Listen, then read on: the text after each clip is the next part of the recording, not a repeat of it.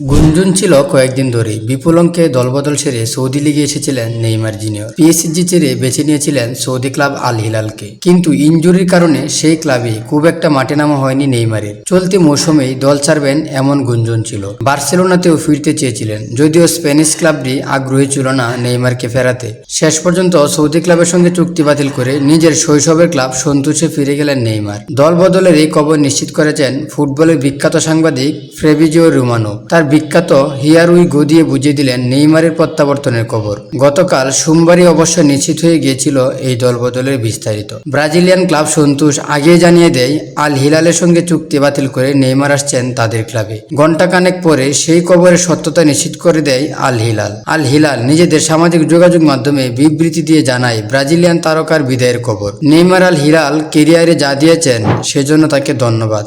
আমরা তার সাফল্য কামনা করছি। 2023 সালে পিএসজি ছেড়ে আল হিলালে বাৎসরিক প্রায় 10.4 কোটি ডলারের চুক্তিতে যোগ দিয়েছিলেন নেইমার। তবে সৌদি আরবে যাওয়ার পর একের পর এক ইনজুরি ও অন্যান্য জটিলতার মাঝে কেবলমাত্র 7টি ম্যাচই খেলতে পেরেছেন নেইমার। ক্রিস্টিয়ানো রোনালদো এবং করিম বেনজেমার পর সৌদি ফুটবলের সবচেয়ে বড় সংযোজন ছিলেন তিনি। তবে নেইমারের কল্যাণ খুব একটা উপকৃত হওয়ার সুযোগ পায়নি সৌদি প্রো লিগ।